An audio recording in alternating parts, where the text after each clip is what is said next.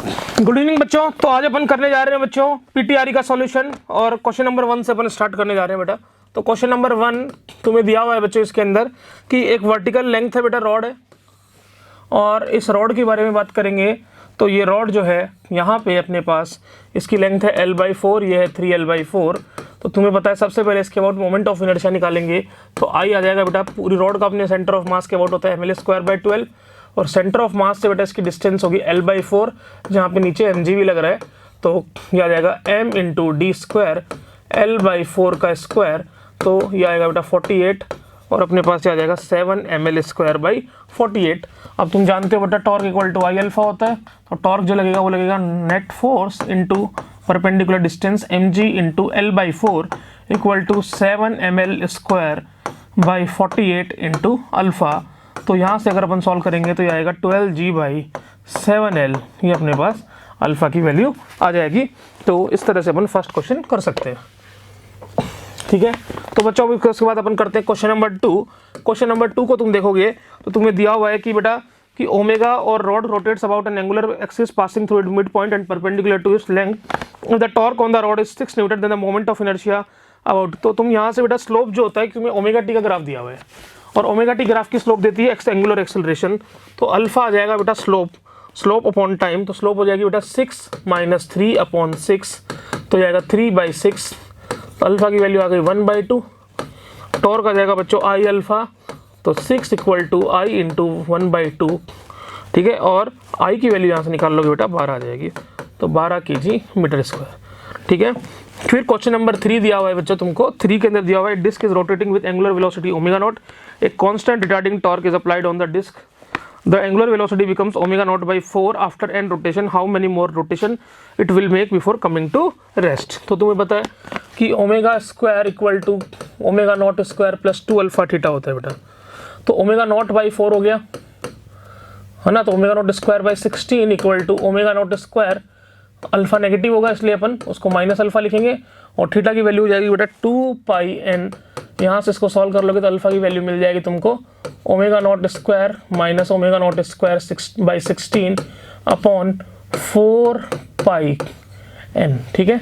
ये अल्फा की वैल्यू आ गई 15 ω0²/64πn। और अब तुम बोलोगे कि इसके बाद कितने रोटेशन और बनाएगा रुकने से पहले, तो अब ओमेगा 0 हो जाएगा और जो इनिशियल ओमेगा होगा वो होगा ω0/4 और प्लस 2 अल्फा की वैल्यू -15 ω0² / 64πn हो जाएगा इंटू थीटा। और यहाँ से थीटा सॉल्व कर लेना। थीटा को तुम लिख दे सकते हो 2πn' और यहाँ से n' की वैल्यू बेटा सॉल्व हो जाएगी और अपने पास निकल कर आ जाएगा ये चीज़, ठीक है। तो ये बात अपन ध्यान में रखें। टाइम लगेगा सर आपको? क्यों, क्या हुआ? अभी नहीं रिकॉर्ड करना है ना। कौन सा? पीटीआरई का पेपर। आपको कौन सा पेपर करना है? 7th का 7th 8th का। तो अभी तो सर मैंने स्टार्ट किया, 3 क्वेश्चन हुए अभी तो मेरे। तो कम से कम कौन सा सब्जेक्ट है? मेरा 11th फिजिक्स है। हाँ, तो कितना टाइम लगेगा अभी आपको? तो मेरे को अभी से मान के चलो अभी 412 हुई है, तो आप 450 तक तो दो, 445 450 तक। 5 बज जाएगा मतलब 445 तक छोड़ दूँगा, 450 लास्ट जितना हुआ फिर चलो, ठीक है। तो ठीक है बच्चों, तो यहाँ तक अपने पास हो जाएगा। उसके बाद अपन आते हैं बेटा क्वेश्चन नंबर 4 पे। क्वेश्चन नंबर 4 पे अपन को दिया है linear mass density L is directly proportional to x3। Centre of mass कहाँ पे लाई करता है बेटा? तो सेंटर ऑफ मास की जो डेफिनेशन होती है उसके हिसाब से तुम्हें पता है x/dm/इंटीग्रल होता है। तो x × dm की वैल्यू हो जाएगी बेटा, बोलो कितनी? तो x/dm हो जाएगा। अगर तुम यहाँ पे ये रॉड लोगे और x डिस्टेंस पे जाके dx विड्थ काटोगे तो dm की वैल्यू हो जाएगी λ/dx। तो लैम्डा की वैल्यू हो जाएगी x × बड़ा कितनी होगी? Proportional to x3। तो अपन कह सकते हैं कि भाई लैम्डा को तुम ले सकते हो कुछ kx3, तो dm आ जाएगा kx³ dx, ठीक है। तो ये हो गया kx³ dx और नीचे आ जाएगा बेटा kx³ dx और इसको सॉल्व करोगे तो L⁵ 5/5 और L⁵ 4/4, तो 4L/5 will be the answer. इस तरह से बेटा अपन इसको निकाल सकते हैं। फिर उसके बाद अपन आएंगे बेटा क्वेश्चन नंबर 5 पे। अपन को बोला गया radius R place on gently with angular speed omega naught and no linear speed of sphere when it starts pure rolling. तो बच्चों अपन को ये दिया हुआ है, ये कॉन्सेप्ट है बेटा एंगुलर मोमेंटम कंजर्वेशन का, और अपन को बोला गया कि इसको अपने initial angular velocity omega naught दे दी, और जब ये प्योर रोलिंग करेगा तो उस टाइम पे अपन देखेंगे कि यहाँ पे अगर अपन इसको ऐसे घुमा के छोड़ देते हैं बेटा ओमेगा नॉट से, तो ये घुमाएंगे, सॉरी वही सही है बेटा, वैसे ही सही है क्योंकि आगे तभी जाएगा। ओमेगा नॉट से घुमाएंगे तो तुम्हें पता है फ्रिक्शन आगे लगेगा, फ्रिक्शन लगेगा तो इस लाइन के अबाउट जो भी पॉइंट होगा उसके अबाउट टॉर्क हो गया 0। तो मैं इस पॉइंट के अबाउट इस पे एंगुलर मोमेंटम कंजर्वेशन कर सकता हूँ बिकॉज मेरा टॉर्क 0 है। तो टॉर्क 0 होगा तो LI बराबर L फाइनल, ठीक है। तो ये अपने पास दिया हुआ है क्या, solid sphere 2/5 mr² into omega, L final हो जाएगा बेटा mvr प्लस 2/5, ये ओमेगा नॉट है क्योंकि LI जो आएगा पहला टर्म आता है बेटा mvr, तो यहाँ पे वेलोसिटी 0 है तो इसलिए वो आएगा नहीं, फाइनल आ जाएगा बेटा mvr plus 2/5 mr² into omega. और यहाँ से अपन इसको सॉल्व करेंगे तो अपने पास r कैंसिल हो जाएगा, तो ये आएगा 2/5 ओमेगा नॉट r और प्लस v, ओमेगा को लिख देंगे बेटा v/r, तो r से r भी कैंसिल हो जाएगा, 7/5 v आ जाएगा, 2/5 ओमेगा नॉट r, और यहाँ से अपन v की वैल्यू को सॉल्व कर लेंगे, 2 ओमेगा नॉट r/7 अपने पास आंसर आ जाएगा, ठीक है। इसके बाद अपन को दिया है बेटा एक particle two KG, then angular momentum about O पूछा है बेटा। तो ओ के अबाउट एंगुलर मोमेंटम निकालना है तो बहुत ही आसान है बच्चों। एंगुलर मोमेंटम होता है L बराबर mvr परपेंडिकुलर, तो अपन को परपेंडिकुलर लेंथ निकालनी है।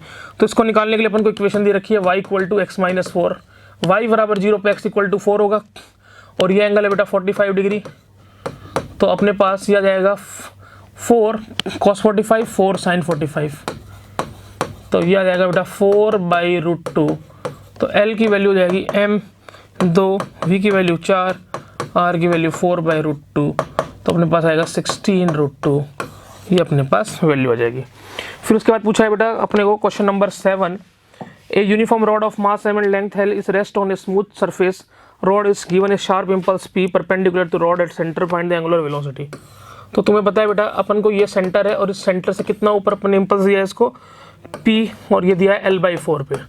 तो तुम्हें पता है इम्पल्स के कारण जो एंगुलर इम्पल्स आएगा वो आएगा I × L/4, और ये सेंटर ऑफ मास के अबाउट घूमेगा तो I × L/4 = ml²/12 into omega, ये लिखेंगे, और यहाँ से अपने पास बच्चों ओमेगा की वैल्यू निकल कर आ जाएगी, तो इसको अपन आराम से निकाल सकते हैं, 3p/ml आंसर आ जाएगा।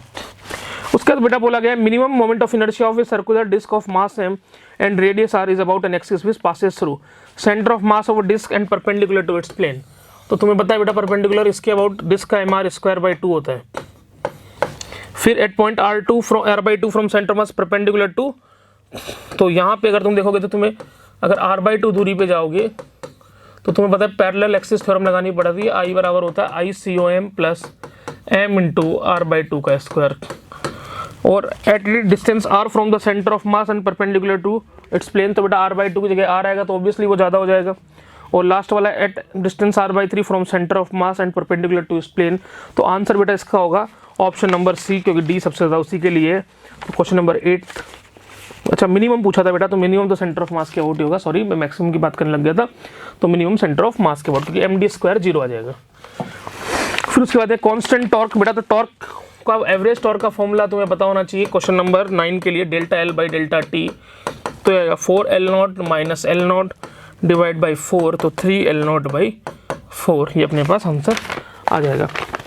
फिर अपन को पूछा गया बेटा एक सवाल कि डिस्क आर है, इसमें से radius circular disc r/6 and having centre at r/2 is removed. तो तुम्हें पता है ये तुम्हारे पास ही है एक डिस्क है सेंटर जिसका r/2 पर है, और इसकी रेडियस है बेटा r/6, इसको अपन ने रिमूव कर दिया, तो अपन को बोला है centre of mass of remaining portion of the disc.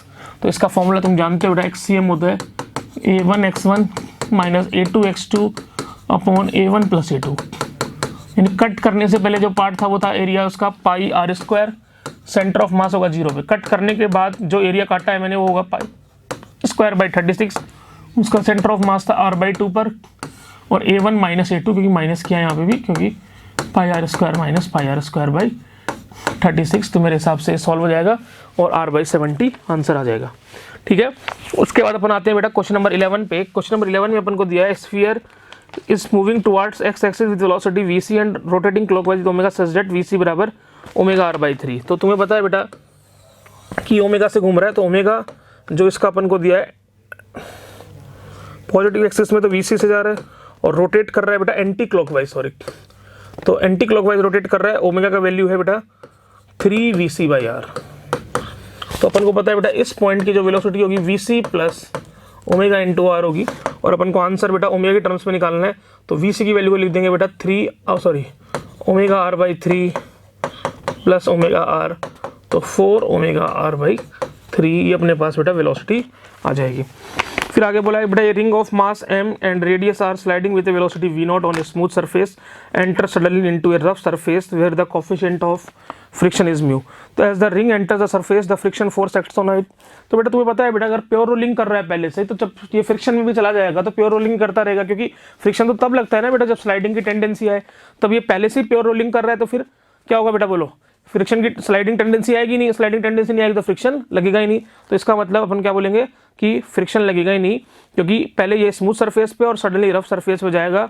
तो the friction force acts on it, the direction of friction force is opposite to the direction of motion, direction tries to the, एक second,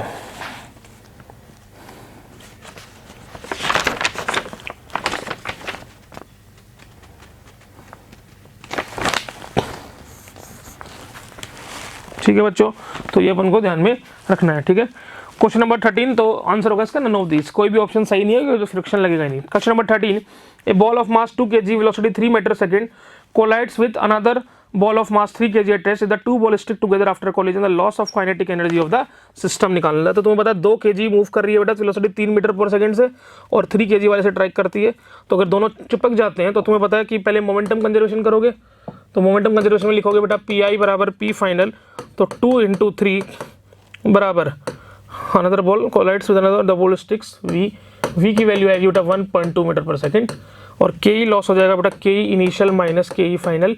के initial हो जाएगा half m into V square minus total mass 5 into V square, और v की value हो जाएगी 1.2 का square, तो 9 माइनस 5 इंटू 1.44, तो कितना होगा बेटा 9 माइनस 3.6 5.4 जूल अपने पास ये आंसर आ जाएगा। उसके बाद अपन को बोला गया बेटा car starts with rest and accelerates such that instantaneous power remain constant, instantaneous velocity of this car is proportional to time ts। तो बेटा car start from rate accelerate such that power remains constant, तो power अगर constant है तो अपन को बेटा बताना है।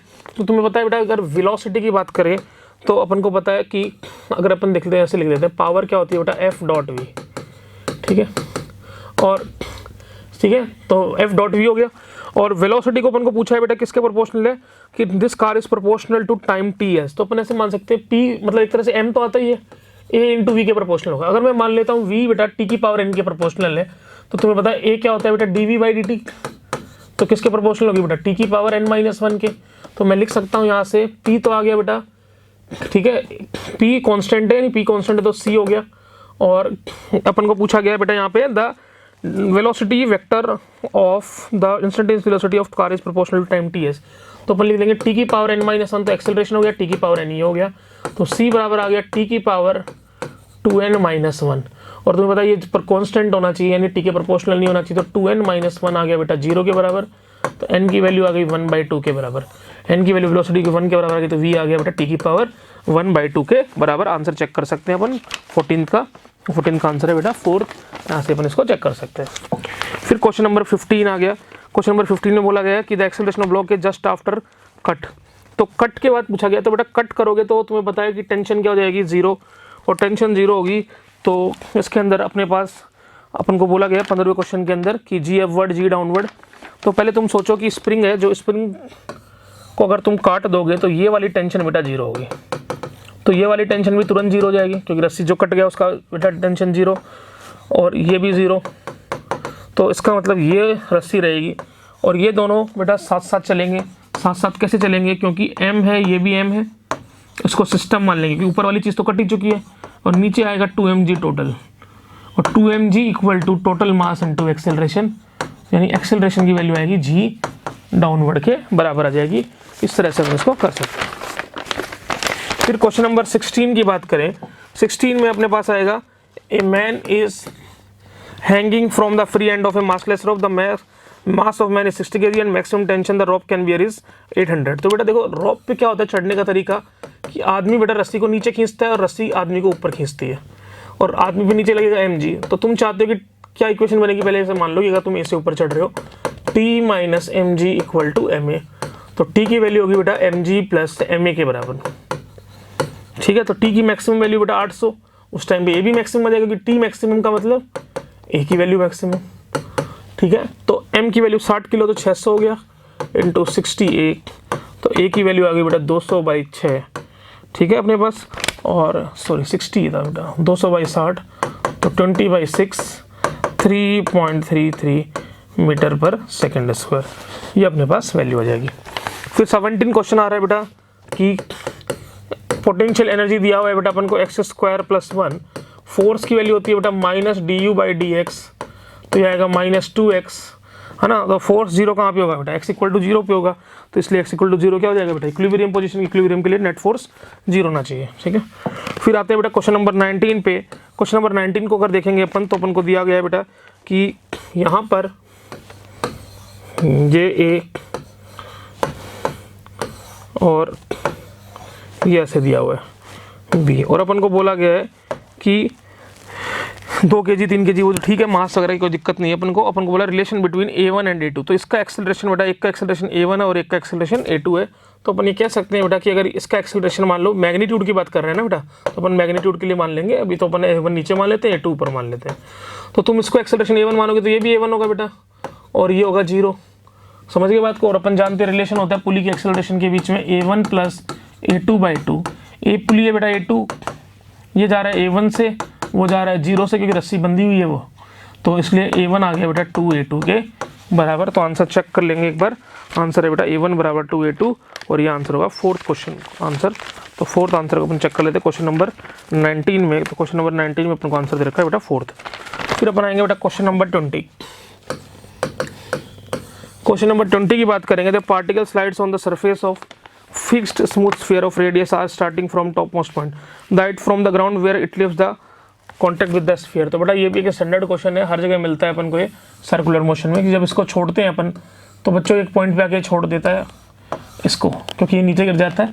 क्यों गिरता है, क्योंकि यहाँ पे नॉर्मल 0 हो जाता है। तो नॉर्मल क्यों 0 होता है, देखो बेटा नॉर्मल मैंने माना कि थीटा पे छोड़ा इसने, तो ये mg होगा, ये एंगल थीटा होगा, तो ये कितना लगेगा बेटा mg cos थीटा।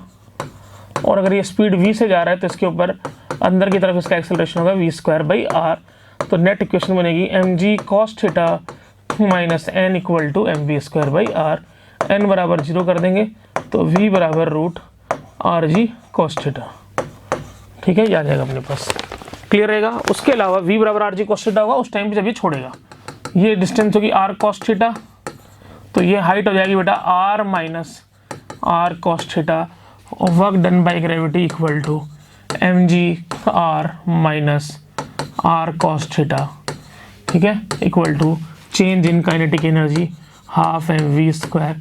तो v बराबर बेटा कितना होगा, v² बराबर यहाँ से आएगा 2g r1 minus cos theta, और ये जो v² होगा बेटा यहाँ से बराबर आएगा rg cos थीटा के। तो यहाँ से कट जाएगा बेटा, इसको नीचे ले जाएंगे तो 1 minus cos theta equal to cos theta, तो 1 बराबर 3 cos theta 2/2, cos theta equal to 2/3, theta equal to cos inverse 2/3। Clear है सबको, ये बात अपन को ध्यान में रखेंगे। फिर अपन आएगा अपने पास बेटा क्वेश्चन नंबर 21 देख लेते हैं पहले। 21 में दिया हुआ है बेटा a block of mass m and a pen p of equal mass are connected by string over a smooth light pulley. Initially the system is rest, a particle of mass m falls freely, the speed with which a moves just after the collision। तो बच्चों तुम्हें पता है कि ऐसे चीज़ों के अंदर अपन को पता है कि जो फोर्सेस लगते हैं बेटा वो इंटरनल फोर्सेस होते हैं, मतलब इंपल्स जो लगते हैं एक दूसरे पे वो इंटरनल होते हैं, क्योंकि तुम्हें पता है कि जितना वो लगाएगा एक दूसरे पे उतना ही अपोजिट उस पर लगेगा। तो इस सिस्टम के लिए अपन इसको पुली के अंदर जब भी अपन करेंगे तो बच्चों अपन इस तरह का सिस्टम इसको मान सकते हैं कि ये मास है, इसको अपन ने फेंका है कितनी स्पीड से बेटा, h हाइट से फेंका है तो इससे ऑब्वियसली टकराएगा, तो कितने से टकराएगा, √2gh से। तो टकराते टाइम इसकी वेलोसिटी √2gh है। और अपने सिस्टम के लिए बोलेंगे तो बेटा तुम्हें पता है कि अगर इस पे टेंशन का इम्पल्स लगेगा तो इस पे भी टेंशन का इम्पल्स लगेगा, इस पे नॉर्मल का इम्पल्स लगेगा तो इस पे भी नॉर्मल का इम्पल्स लगेगा। समझ गए मेरी बात को? तो नेट इम्पल्स क्या होगा, 0। तो इस सिस्टम के लिए अपन कर सकते हैं P initial equal to P final. P initial हो जाएगा बेटा m इंटू √2gh और P फाइनल हो जाएगा 3m इंटू v। तो v क्योंकि टोटल मास बेटा 3m हो जाएगा, तीनों साथ साथ चलेंगे, तो v की वैल्यू हो जाएगी √2gh डिवाइड बाई 3। फिर 22 की बात करेंगे तो 22 के अंदर दिया हुआ बेटा a ball moving with velocity 9 metre per second strikes an identical velocity obliquely if the collision is elastic and the colliding ball makes an angle 30 degree with the original line. तो ball moving with initial speed of 9 metre per second strikes an identical stationary ball obliquely। ठीक है भाई, तो ये ball है बेटा, ये obliquely strike करती है इससे और ये 9 मीटर पर सेकेंड से जा रही थी। The collision is elastic and colliding ball makes an angle 30 degree with the original line। तो the colliding ball makes an angle if the angle made by the second ball with the original line. अच्छा ठीक है बेटा, तो अपने को ये बोला गया कि ये इसकी ओरिजिनल लाइन थी और ये हो गया लाइन ऑफ कोलिजन। तो अपन को बोला गया if the collision is elastic and the colliding ball makes and the angle made by the second ball with, ठीक है। तो बच्चों अगर ये वेलोसिटी 30 पे जा रही है तो तुम्हें पता है कोलाइडिंग बॉल एंगल 30 डिग्री पे जा रही है, तो कोलाइडिंग बॉल उधर जाती है जिधर क्या होता है बेटा, बोलो, लाइन ऑफ कोलिजन होती है। तो लाइन ऑफ कोलिजन इसका मतलब अपने को मिल गई 30 डिग्री पे, तो angle made by the second ball with original line. तो तुम्हें पता है बेटा अगर ये 30 डिग्री पे जा रही है, रेस्ट पे थी, तो अपन ये बोलेंगे कि बेटा इसका जो इम्पल्स होगा, मतलब हॉरिजॉन्टल में तो मोमेंटम था ही, तो मान लो बेटा ये थीटा एंगल है, ठीक है, और अपन ये बोल देंगे इसको V1 और V2।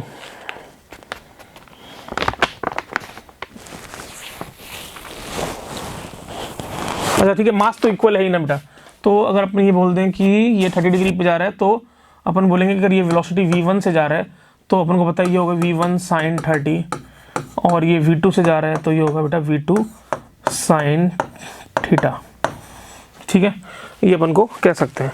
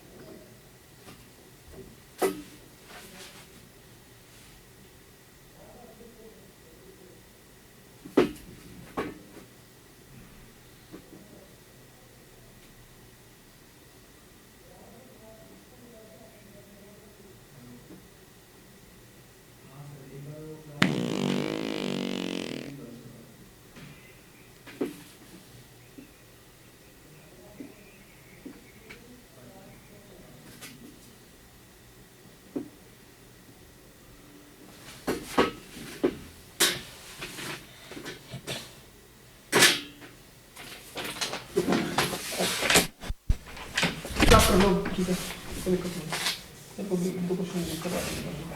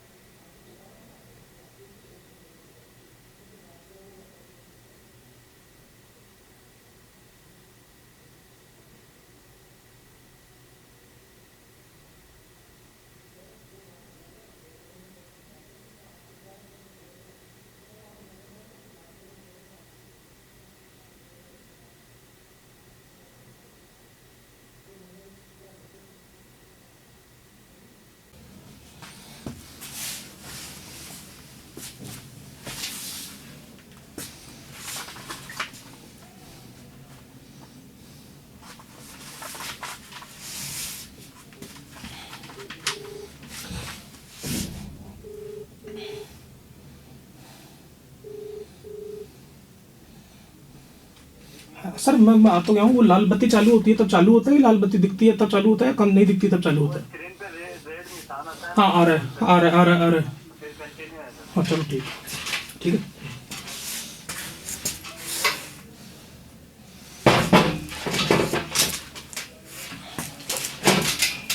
हाँ तो गुड इवनिंग बच्चों, अपन ने क्वेश्चन नंबर 22 तक डिस्कशन कर लिया था। अब अपन आते हैं बेटा क्वेश्चन नंबर 23 पे। तो क्वेश्चन नंबर 23 पे अपन को दिया हुआ है बेटा कि f equal to -k(y_i + xj). तो अपन को ये पूछा गया है बच्चों कि वर्क कितना होगा, इसको कहां से कहां तक ले जाना है बेटा, कि मूल बिंदु से यानी स्टार्टिंग ओरिजिन से बेटा 0, a तक लेके जाना है। तो अपन ये बोलेंगे कि अपन को निकालना है बेटा वर्क निकालना है, तो वर्क कितना होगा अपन को ये निकालना है। तो अपन बोलेंगे कि वर्क जो है वेरिएबल फोर्स है, और वेरिएबल फोर्स में बेटा चेंज क्या हो रहा है, खाली यहाँ पे तुम देखोगे तो 0 से 0, a तक x तो चेंज हो ही नहीं रहा, तो जो अपना डिस्प्लेसमेंट वेक्टर होगा बेटा वो dy होगा खाली। तो अपन को पता है w जो dw होता है वो होता है f.dr, और dr की वैल्यू यहाँ पे खाली बेटा अपने पास आएगा dy के बराबर। तो अपने पास आ जाएगा f.dy, और अपन अगर इसको मल्टीप्लाई करेंगे तो ये लिखेंगे -k(y_i + xj.dy, और यहां से इसको अपन सॉल्व करते हैं बच्चों तो अपन देख पाएंगे, तो यहां पे अपन देख पाएंगे बेटा कि क्या आएगा यहाँ से -k और y_i dy, और dy कौन सी डायरेक्शन में होता है बेटा, j कैप में, ये तुम्हें पता होता है। तो यह आएगा kx dy, ठीक है, यहां तक अपन देख सकते हैं। तो ये बात अपन ध्यान में रखेंगे। तो अपन को yx के अनुदिश है, तो बेटा ऑब्वियसली बात अगर yx के अनुदिश लेके आ रहे हो तो हमेशा x बराबर क्या रहेगा, yx के अनुदिश बेटा 0 ही रहेगा। तो इसलिए x कोऑर्डिनेट अगर 0 रहेगा तो x बराबर 0 रखोगे, और x बराबर 0 रखोगे तो फिर dw 0 आ गया, तो dw 0 यानी इसका वर्क का इंटीग्रेशन भी जाएगा 0, तो आंसर हो जाएगा बच्चों 0 के बराबर। अब अपन बात करते हैं बेटा क्वेश्चन नंबर 24। इसमें अपन को दिया हुआ है कि एक प्लेटफॉर्म है, और इस प्लेटफॉर्म पे अपन को बोला गया कि ये एक रस्सी बंधी हुई है और एक ये आदमी है, और अपन को बोला गया कि बेटा कि मास m का ये जो आदमी है ये फोर्स F, और ये भी बेटा बोर्ड भी मास m का है और आदमी भी मास m का है, और ये फोर्स F लगाता है इस पे नीचे की तरफ लगाएगा क्योंकि खींचने के लिए, तो खुद पे ऊपर की तरफ लगेगा। तो अपन को बोला गया कि normal reaction between man and board. तो मैन के ऊपर बात करोगे बेटा तो तुम्हें पता है ऊपर लग रहा होगा F, मैन के ऊपर नॉर्मल लग रहा होगा ऊपर, और नीचे लग रहा होगा mg। तो n की वैल्यू आ जाएगी बच्चों mg माइनस f हो जाएगा। तो ये बात अपन ध्यान में रखेंगे और इस तरह से अपन इसको निकाल सकते हैं। इसके बाद बच्चों अपन आते हैं आगे क्वेश्चन नंबर 25 पे। तो क्वेश्चन नंबर 25 पे अगर अपन देखेंगे तो अपन को दिया हुआ है बच्चों इसके अंदर कि ब्लॉक का मास 4 kg है, रफ प्लेन पे है, और इस पे एक फोर्स लग रहा है बेटा जिसकी वैल्यू है 2t। तो अपन को पूछा गया है the frictional force between the block and plane at time t equal to 2 second. तो t इक्वल टू 2 पे बेटा f की वैल्यू तो जाएगी 4, और अब तुम्हें पता है ये 4 kg है, तो तुम्हें पता है यहाँ पे नीचे 40 होगा, ऊपर n होगा, तो n की वैल्यू 40 आ जाएगी। और स्टैटिक फ्रिक्शन के मैक्सिमम वैल्यू होती है बेटा म्यू एस की वैल्यू 0.2, n की वैल्यू है बेटा 40, तो n की वैल्यू 40 है, तो ये आ जाएगा बेटा 8 न्यूटन।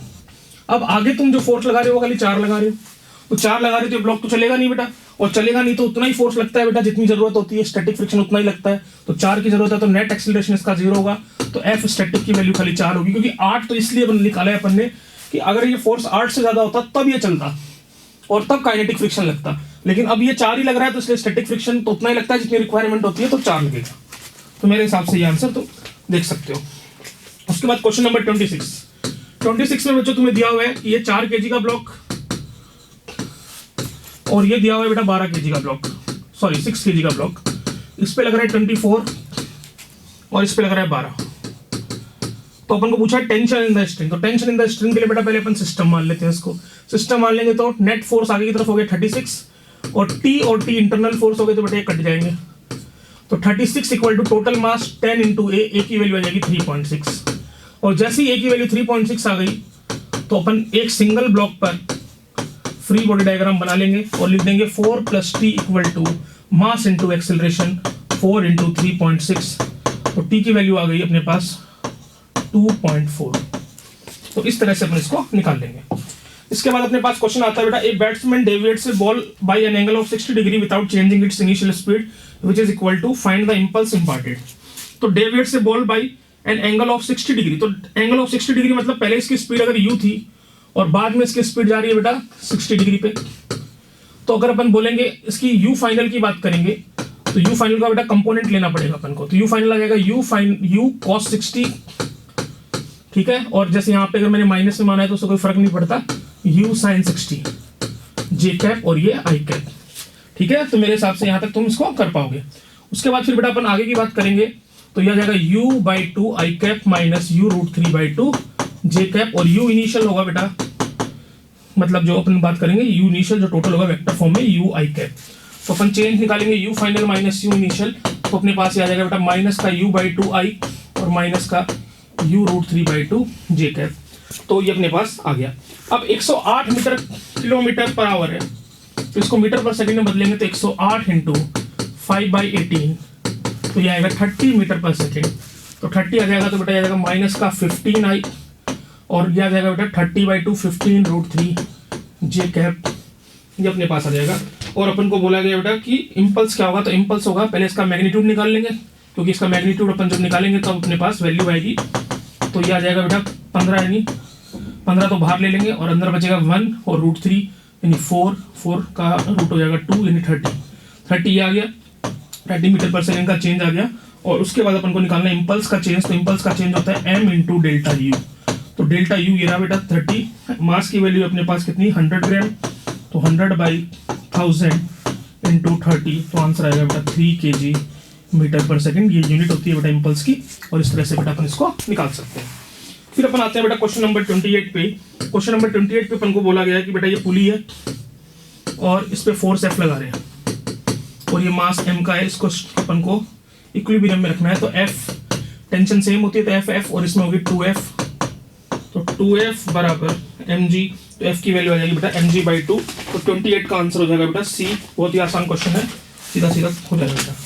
क्वेश्चन नंबर 29 में अपन को दिया हुआ है बेटा कि अपने पास बच्चों एक ब्लॉक है मास m का और इससे एक स्प्रिंग बंधी हुई है और अपन को बोला गया है 2 kg मास है इसका और स्प्रिंग कांस्टेंट है 5 न्यूटन पर सेंटीमीटर।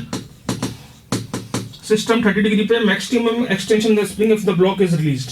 तो बेटा ब्लॉक रिलीज करेंगे तो तुम्हें पता है एक मीन पोजीशन तक आता है और मीन पोजीशन के बाद उतना ही आगे तक जाता है जितना कि मीन पोजीशन तक आया, क्योंकि एसएचएम करता है। तो अपन पहले ये मीन पोजीशन तक का एक्स निकाल लेंगे, उसके लिए तुम्हें पता है नेट फोर्स बराबर होगा, तो mg sin थीटा को अपन के एक्स के बराबर कर देंगे। तो m की वैल्यू कितनी है बेटा इसमें 2, g की वैल्यू 10 ले लेते हैं, sin 30 1/2 और k की वैल्यू बेटा 5 न्यूटन पर सेंटीमीटर, तो आंसर भी सेंटीमीटर में आएगा बेटा। तो x की वैल्यू है 2 सेंटीमीटर, तो यहाँ से आता है 2 सेंटीमीटर, तो इसके आगे भी 2 सेंटीमीटर, तो टोटल 4 सेंटीमीटर आएगा, क्योंकि यहाँ तो वेलोसिटी मैक्सिमम होती है और मैक्सिमम कंप्रेशन के टाइम पे, एक्सटेंशन के टाइम पे इसकी वेलोसिटी क्या होगी, 0 होगी। तो इसलिए टोटल 4 सेंटीमीटर अपना आंसर आ जाएगा। इसके बाद आते हैं बेटा अपन क्वेश्चन नंबर 30 पे। 30 में दिया है बेटा अपने पास एक बुलेट है 10 ग्राम की और जिसकी स्पीड है 500 मीटर पर सेकंड और ये ब्लॉक को स्ट्राइक करती है 2 kg को, जो कि 5 मीटर की रस्सी से बंधा हुआ है। तो अपन को पूछा गया कि ये 0.2 मीटर चढ़ता है, तो स्पीड ऑफ द बुलेट। तो पहले तो अपन बात कर लेते हैं कि बेटा अगर बुलेट बाहर निकल गई और बुलेट आई थी, इनिशियल स्पीड बुलेट की u मान लेते हैं और निकलने के बाद बुलेट की स्पीड v1 मान लेते हैं और इसकी v2 मान लेते हैं। और तुम्हें पता है ये v2 से जाने के बाद ऊपर कितना गया है, ऊपर गया है बेटा ये 0.2 मीटर। तो यहां से यहाँ के बीच में अपन एनर्जी कंजर्वेशन करके पहले v2 निकाल लेंगे। तो अपन बोलेंगे कि जो भी इसकी काइनेटिक एनर्जी यहाँ पे थी वो सारी पोटेंशियल एनर्जी में चली गई, तो half m v2 square equal to mgh इस ब्लॉक के लिए। तो m से m कट जाएगा, v2 की वैल्यू हो जाएगी बेटा √2gh और 2 की वैल्यू रख देंगे, g की वैल्यू 10 रख देंगे, h की वैल्यू 2/10 रख देंगे, तो अपने पास 2 मीटर पर सेकंड आ जाएगा ब्लॉक की वेलोसिटी। और अब अपन करेंगे मोमेंटम कंजर्वेशन, तो p initial equal to p final. तो बुलेट का जो p इनिशियल होगा, बुलेट का मास 10/1000, बुलेट की इनिशियल स्पीड u। फाइनल की बात करेंगे तो बुलेट की 10/1000 इंटू v1 ये अपन को निकालना है, और ब्लॉक की बात करेंगे तो ब्लॉक का मास है 2 × 2। समझ गए मेरी बात को? तो यहाँ पे अपने पास आ गया ये चीज। और अपन को इनिशियल स्पीड दी हुई है 500, तो 500 दी हुई तो बेटा 500 से 1000 कटेगा 2 बार और ये आ जाएगा 5 और उधर है 4, तो ये 1 हो जाएगा। 10/1000 इंटू v1, तो v1 की वैल्यू आएगी 100 मीटर पर सेकेंड। तो इस तरह से अपन इसको निकाल सकते हैं। क्वेश्चन नंबर 31 में दिया है बेटा 4 kg 0.5 kg का ब्लॉक है जो free to move along the X axis, rest पे बेटा t बराबर 0 पर। बेटा force on the particle varies with time, then its kinetic energy is equal to 4.5। तो बेटा तुम्हें बताया फोर्स का जो वर्क होगा वही अपन को क्या देगा बेटा, काइनेटिक एनर्जी देगा। तो पहले अपन को ft का ग्राफ दिया हुआ है, तो ft का ग्राफ बच्चों अपन को क्या देता है, चेंज इन मोमेंटम। तो अपन मोमेंटम निकाल लेते हैं, चेंज इन मोमेंटम। इनिशियली वो अपन को दिया हुआ है रेस्ट पे, तो इसका जो एरिया आएगा बेटा वो आ जाएगा एरिया हाफ 4 × 3.5, ये तो प्लस का एरिया होगा, और माइनस हाफ इंटू 1.5 × 2 ये होगा नेगेटिव एरिया। तो ये हो जाएगा बेटा 7 - 1.5, तो 5.5 अपने पास आएगा इसका मोमेंटम चेंज। और मोमेंटम चेंज होता है मास इंटू डेल्टा वी, ठीक है, सॉरी 7 × -1.5 है ना, हाँ। तो ये अपने पास आ गया, एरिया सही निकाला अपने, हाफ 2 × 1.5 सही निकाला है, और हाफ 4 × 4.5 ठीक है। तो 5.5 अपॉन मास है बेटा इसका 4.5, तो मास आ गया 4.5, तो delta V final minus V initial 0 था, तो ये आ गया। और अब अपन को निकालना है बेटा काइनेटिक एनर्जी का चेंज, तो के फाइनल माइनस के इनिशियल 0 होगा, के फाइनल आ जाएगा हाफ m × v², और यहां से अपन इसको सॉल्व कर लेंगे, तो अपने पास आ जाएगा 5.5 का स्क्वायर अपॉन 9, और इसको सॉल्व कर लो तो अपने पास लगभग बेटा वैल्यू निकल के आ जाएगी 5 के आसपास। ये वैल्यू आ जानी चाहिए मेरे हिसाब से, नहीं 5 के आसपास नहीं उठा, ये वैल्यू आएगी 2.25 के आसपास, है ना। 25 2 18, तो ये कम आ रहा है वैल्यू, तो मे बी ये रीजन हो सकता है टाइम के लिए। हाफ 3 अच्छा सॉरी मैंने गलती यहाँ पे कर दी बेटा, हाफ 3 था ये, तो 3 होगा तो 3 10.5/2 समझ गए ना बात को। तो कैलकुलेशन तुम देख लेना बेटा, बाकी यहाँ पे जो एरिया मैंने निकाला है उसमें गलती होगी, नहीं ये भी सही है, एरिया में गलती होगा, एरिया होगा हाफ 4 × 3 है ना, ये तो पॉजिटिव एरिया, और माइनस हाफ इंटू 2 × 1.5, अब ये आएगा 4.5 एरिया आ गया। तो change in velocity m × delta we, और m की वैल्यू 4.5 है, तो डेल्टा v बराबर 1, तो v फाइनल भी 1 होगा बेटा। तो काइनेटिक एनर्जी फाइनल निकाल लो यहाँ से, वही आंसर हो जाएगा half M V square, M की वैल्यू 4.5 बाई 2.25 आंसर आ जाएगा यहाँ से। तो इस तरह से अपन इसको कर सकते हैं। A body of mass m starts with a constant power if velocity of body at displacement s is v then the correct relation is।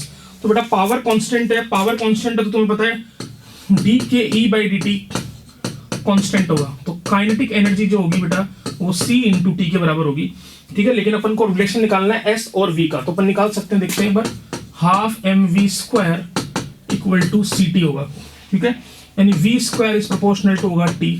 अब इसको अगर मैं डिफरेंशिएट कर दूं तो बेटा क्या आ जाएगा, 2v dv by dt is proportional to 1, यानी एक्सेलरेशन होगा बेटा कांस्टेंट, और जब कांस्टेंट एक्सेलरेशन होता है तो बेटा v square equal to u square plus 2s लगता है। तो यहाँ से अपन देख सकते हैं v स्क्वायर किसके प्रोपोर्शनल आ गया बेटा, s के, तो s is proportional to v square, तो 32 का आंसर हो जाएगा बेटा 2। तो 32 अपने पास यहाँ से निकल के आ जाएगा 2, आंसर निकल के आ जाएगा। एक बार अपन और चेक कर लेते हैं, यहाँ पे कुछ गड़बड़ तो नहीं है कि भाई कांस्टेंट पावर है तो डी के ई बाई डी टी कॉन्स्टेंट होगा, काइनेटिक एनर्जी आ गई सी टी, यानी वी स्क्वायर आ गया बेटा टी के प्रोपोर्शनल, और वी स्क्वायर टी के प्रोपोर्शनल आया तो है 2v, डिफरेंशिएट करेंगे तो 2v dv by D T. अच्छा यहाँ पे गलती कर दी बेटा मैंने, v dv by D T को अपन नहीं लिख सकते हैं a, v square is proportional to t आया, v square is proportional to t आया तो अपन बोल सकते हैं v is proportional to root T, वो ज़्यादा बेटर होगा, ठीक है। तो v is proportional to root T, और v को लिख सकते हैं बेटा dx बाई डी टी, यानी x is proportional to t की पावर 3/2, इंटीग्रेशन करोगे तो v तो है t रूट t के प्रोपोर्शनल, x आया t की पावर 3/2 के प्रोपोर्शनल, तो इसको मैं लिख सकता हूँ t की पावर 1/2 इंटू 3, और t की पावर 1/2 की जगह v लिख सकते हैं, तो x is proportional to v cube, sorry, तो आंसर होगा x is proportional to v cube. उसके बाद अपन कर सकते हैं बेटा इस तरह से, क्वेश्चन नंबर 34 पे आते हैं।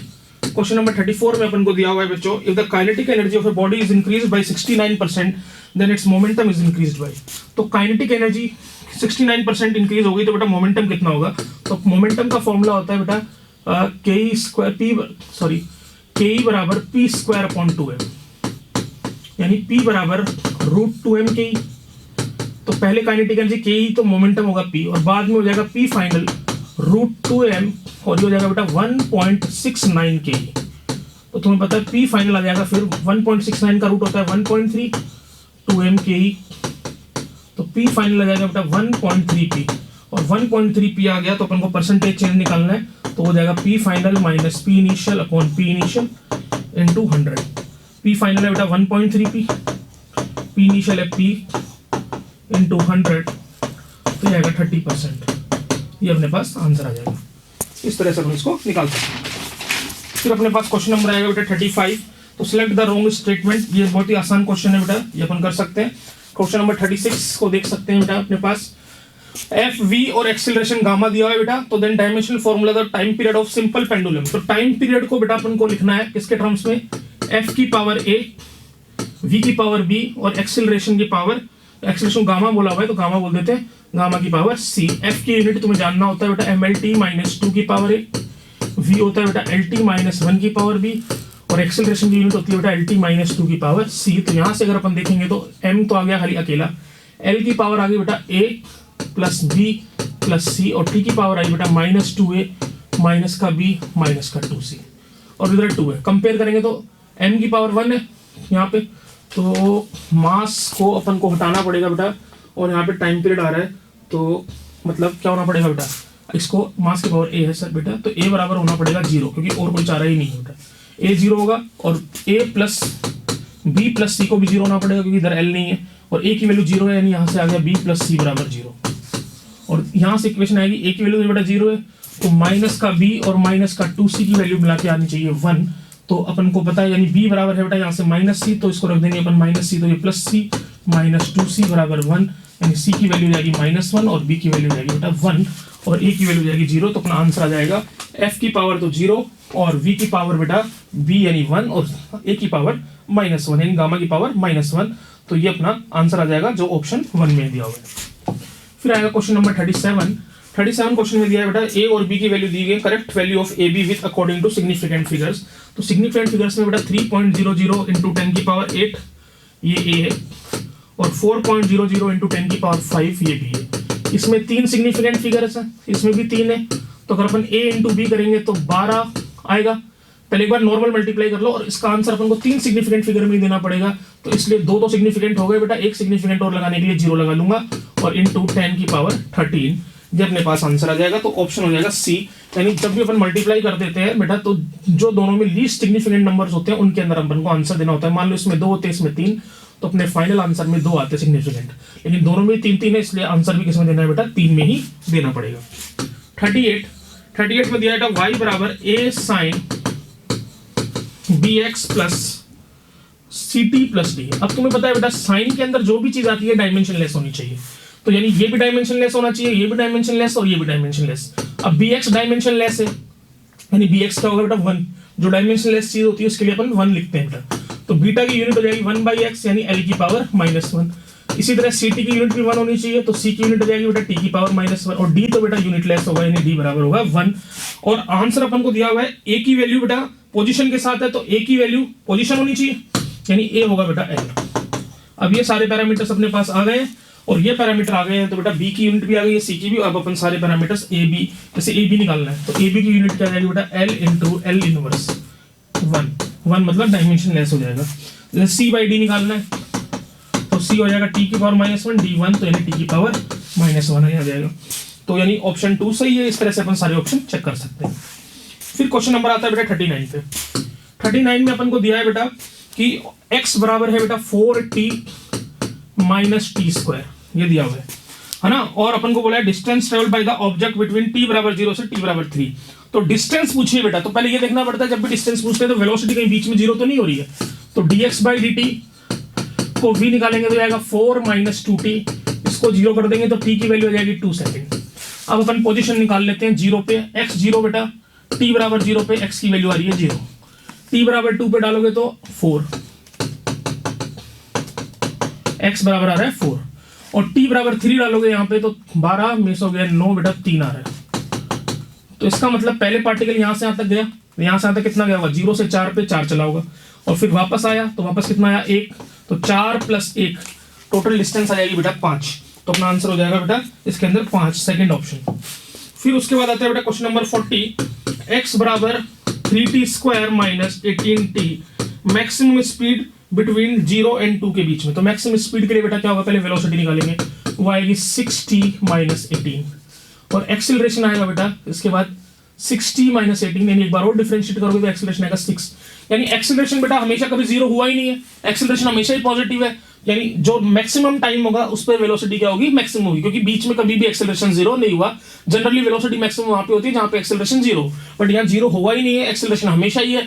तो जो अपन को टाइम इंटरवल दे रखा है उसमें जो मैक्सिमम टाइम होगा उस टाइम पे वेलोसिटी मैक्सिमम होगी। तो मैक्सिमम वेलोसिटी के लिए अपन डाल देंगे t = 2, तो वैल्यू आ जाएगी बेटा, स्पीड पूछिए तो वेलोसिटी निकाल लेंगे यहाँ से, तो वेलोसिटी तो आ गई बेटा -6, पर स्पीड होती है मैग्नीट्यूड ऑफ वेलोसिटी, तो यह आ जाएगी 6, तो 6 मेरा आंसर यहाँ पे हो जाएगा। तो इस तरह से मैं इसको बेटा निकाल, नहीं अच्छा सॉरी अपन को एक्सेलरेशन की बात आ रही है, तो बेटा अपन को स्पीड निकालनी थी, सॉरी, तो स्पीड के लिए अपन को ये चीज नहीं देखनी है, स्पीड के लिए तो अपन वो टाइम देख लेंगे। तो अपन को टाइम कितना दिया होगा यहाँ पे 0 से 2 के बीच में, तो 0 से 2 के बीच में दिया है, तो स्पीड का जो मैग्नीट्यूड होगा वो t बराबर 0 पे तुम देख सकते हो, वेलोसिटी की वैल्यू है -18, और यही मैक्सिमम होगा क्योंकि इसके बाद वो टाइम बढ़ेगा, तो इसलिए वो कम होती जाएगी स्पीड, तो मैक्सिमम वेलोसिटी होगी बेटा 18 मीटर पर सेकेंड। फिर अपन ये कर सकते हैं बच्चों, फिर उसके बाद आते हैं अपने क्वेश्चन नंबर 41 बेटा रिलेटिव का क्वेश्चन है। तो मान लो कि मैंने बोला कि ये अपने पास एक्सेलरेटर है, इसकी डिस्टेंस है l, तो जब स्टेशनरी एक्सेलरेटर है तो आदमी चलेगा बेटा v1 से, तब उसको टाइम लगेगा t बराबर l/v1, और जब बेटा एक्सेलरेटर अपने पास ये आदमी रेस्ट पे है और एक्सेलरेटर जा रहा है v2 से, तो अपन बोलेंगे t2 होगा l/v2। और अब अपन को पूछा गया कि अगर दोनों चलेंगे तो क्या होगा, तो दोनों चलेंगे तो बेटा क्या होगा, तुम खुद सोचो, ये भी चलेगा v1 से और आदमी भी चलेगा, तो नेट स्पीड इसकी क्या हो जाएगी आदमी की v1 + v2, क्योंकि ये भी ऊपर लेके जाएगा ये भी ऊपर जाएगा, तो t जो फाइनल आएगा बेटा मेरे पास हो जाएगा l/v1 + v2। अब v1 की वैल्यू मेरे पास यहां से मिल जाएगी l/t1, और v2 की वैल्यू बेटा मेरे को यहां से मिल जाएगी l/t2, इन दोनों की वैल्यू मैं डाल दूंगा, l को कॉमन ले लेंगे, l कैंसिल हो जाएगा, और आंसर आ जाएगा बेटा t1 t2 upon t1 + t2, that will be my answer. ठीक है, तो this was the question number 41। फिर आते हैं बेटा क्वेश्चन नंबर 43 पे एक बार। क्वेश्चन नंबर 43 में अपन को दिया है बेटा यहाँ पे कि वेलोसिटी की वैल्यू जो है बेटा वो है 2√x, ठीक है, और एट t बराबर 0 particle is at x equal to 0, ठीक है, ये दिया हुआ है। तो the velocity of acceleration at t equal to 2 second, तो v बराबर 2√x है बेटा, तो मैं v को लिख सकता हूँ dx/dt, और इसको इधर ले आऊंगा तो बेटा ये x नीचे आएगा, ऊपर जाएगा तो x की power -1/2 dx equal to 2 dt। इसको इंटीग्रेट करेंगे तो 1/2 upon 1/2 equal to 2t plus c, और अपन को दिया है बेटा t बराबर 0 पर पार्टिकल x बराबर 0 पे है, तो इसलिए यहां से निकाल लेंगे c की वैल्यू आएगी 0, तो आंसर आएगा √x बराबर अपने पास अभी आ गया t। ये इक्वेशन अपने पास आ गई है।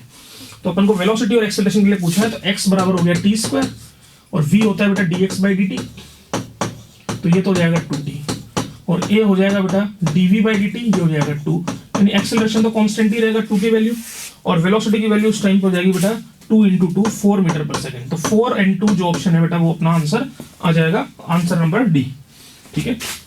इस तरह से अपन इसको निकाल सकते हैं। फिर अपने पास आएगा बेटा क्वेश्चन नंबर 44। क्वेश्चन नंबर 44 की बात करते हैं, तो क्वेश्चन नंबर 44 में बच्चों अपन को दिया हुआ है कि an object is reached at one bank into the river flowing with a speed 5 km towards east। तो रिवर जो फ्लो हो रही है बेटा वो किस की तरफ फ्लो हो रही है, ईस्ट की तरफ, ईस्ट बेटा सॉरी इस तरफ होता है, इस तरफ ईस्ट होता है 5 km/h, और एयर जो हो रही है बेटा blowing with speed 5 towards north. If width of the river is 200 then minimum time taken by the floating object to reach the other bank. तो बेटा मिनिमम टाइम अपन को पता है कि बेटा कब होगा कि जब रिवर नॉर्थ की तरफ जा रही है, तो बेटा इसको रिवर ही पार कराएगी, और तो कोई इसको पार कराने वाला है नहीं, है ना। और ये दोनों स्पीड अपन को 5 km/h में दिया हुआ है, तो पहले इसको मीटर पर सेकंड में चेंज करेंगे, तो 5 × 5/18 25/18। अब ऑब्जेक्ट को अपन यहाँ पे छोड़ देंगे, तो बेटा इसको पार कौन कराएगा रिवर को, क्योंकि रिवर की विड्थ जो है वो तुम्हें पता है बेटा इस तरह से है, क्योंकि रिवर की फ्लो तो इधर हो रहा है, तो रिवर की विड्थ इधर होगी, और ये विड्थ अपन को दी गई है 200 मीटर, तो इसको जो टाइम लगेगा वो पार करवाएगा रिवर, वो रिवर की वेलोसिटी नहीं करवाएगी, रिवर की वेलोसिटी तो इसको आगे लेके जाएगी, पार कराएगा इसको एयर, और एयर की वेलोसिटी है 25/18, तो t बराबर आएगा बेटा 144 सेकेंड। तो इस तरह से अपन इसको निकाल सकते हैं।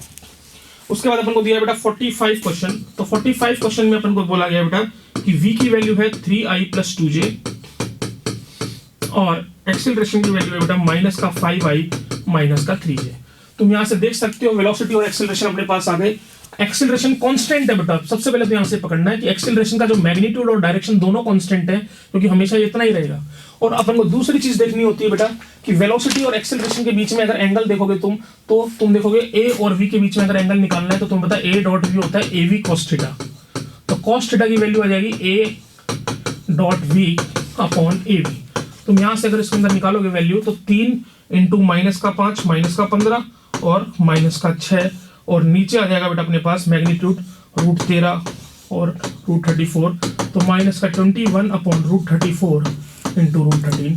तो तुम देख सकते हो कि थीटा की वैल्यू बेटा, मतलब बस खाली इतना निकालना होता, पूरी वैल्यू नहीं निकालनी होती, कि 0 और पाई तो नहीं आ सकता, क्योंकि cos थीटा 0 आता तो इसकी वैल्यू 1 होनी चाहिए थी, और थीटा पाई आता तो इसकी वैल्यू -1 होनी चाहिए थी, ना तो 0 है ना ही -1 है, तो इसका मतलब थीटा की वैल्यू 0 और 180 के अलावा कुछ और है। तो ये केस होता है बेटा प्रोजेक्टाइल, जैसे तुम पता है प्रोजेक्टाइल में क्या होता है कि एक्सेलरेशन हमेशा नीचे की तरफ होता है, कांस्टेंट रहता है, और वेलोसिटी इधर होती है।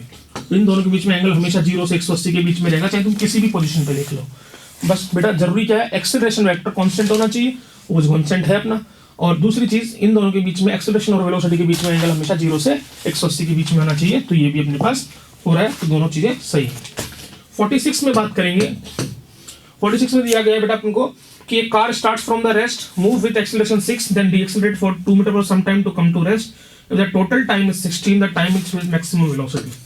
तो तुम्हें पता है बच्चों, पहले कार ऊपर की तरफ जाएगी 6 मीटर पर सेकंड, और फिर 2 से डीएक्सेलरेट होगी तो ज्यादा टाइम लगेगा, और अपन को पता है बेटा इस दौरान अपन को ये दिया हुआ है टाइम सेकंड 16 सेकंड है, तो ये t1 और डीएक्सेलरेशन हुआ t2 टाइम तक, तो t1 + t2 की वैल्यू बेटा 16 है, और मैंने मान लिया कि स्पीड है v मैक्सिमम, तो v मैक्सिमम होता है बेटा v बराबर u + at, u तो 0 था, तो मैंने t1 बोला है टाइम, तो ये तो होगा बेटा 6 × t1, और यहां से यहां तक तुम फिर से v बराबर u + at लगाओगे, इस मोशन के लिए v 0 होगा, u की वैल्यू होगी 6t1, ये वैल्यू होगी 6t1, ठीक है, और 6t1, ए की वैल्यू होगी -t और टाइम है t2, तो t2 की वैल्यू यहाँ से आ जाएगी बेटा 3t1, और तुम्हें t1 प्लस t2 पता है 16, तो ये हो जाएगा 3t1 बराबर 16, तो t1 की वैल्यू यहाँ से आ जाएगी 4, और t1 की वैल्यू जैसे ही 4 आ गई तो v की जो मैक्सिमम वैल्यू थी वो 6t1 थी, तो बेटा 6t1 तो वो आ जाएगा 6 × 4 24 मीटर पर सेकेंड। इस तरह से बेटा अपन इसको निकाल सकते हैं। तो मैक्सिमम टाइम पूछा था, तो टाइम तो बेटा 4 आ गया, ठीक है, यहाँ से अब हम निकाल सकते हैं। उसके बाद क्वेश्चन नंबर 47 बेटा दिया है a बराबर 4 - 3v, तो टर्मिनल वेलोसिटी क्या होगी बेटा? तो टर्मिनल वेलोसिटी का मतलब जब एक्सीलरेशन 0 जाएगा तो टर्मिनल वेलोसिटी आ जाएगी। टर्मिनल का मतलब जो वेलोसिटी कांस्टेंट हो जाएगा, वेलोसिटी कांस्टेंट होने के लिए एक्सीलरेशन को 0 कर दोगे, तो 4 - 3v बेटा 0 आ जाएगा, तो v की वैल्यू सीधे सीधे 4/3 अपने पास निकल कर आ जाएगी। तो यहाँ से अपन डायरेक्टली इसको कैलकुलेट कर सकते हैं। फिर आते हैं बेटा क्वेश्चन नंबर 48 पे। 48 पे दिया हुआ है variation of vertical velocity with time then the maximum height of the projectile. तो बेटा मैक्सिमम हाइट कब तक चढ़ेगा बेटा पार्टिकल? जब तक उसकी वेलोसिटी पॉजिटिव रहेगी। तो पॉजिटिव है बेटा t = 1 पे, तो t = 1 पे पॉजिटिव यानी पार्टिकल बेटा t = 1 ने फेंका होगा उसको, और t = 1 पे उसकी वेलोसिटी 0 है मैक्सिमम हाइट पे। तो अपन ये निकाल सकते हैं कि इनिशियल स्पीड कितनी है। तो v बराबर होता है बेटा u + at, तो u और a की वैल्यू -10 × 1, तो u बराबर आ गया बेटा 10 metre per second. 10 metre per second आ गया, तो मैक्सिमम हाइट h हो जाएगा बेटा u²/2g 100/20, तो ये आ जाएगा 5 metre per second, 5 metre sorry, तो मैक्सिमम हाइट आ जाएगी बेटा 5 मीटर। ठीक है, तो this was the question number 48। Last दो क्वेश्चन बचे हैं बच्चों 49 एंड 50। तो पहले 49 की बात कर लेते हैं। 49 में दिया हुआ बेटा कि इनिशियली कार ए इज किस metre ahead of car B?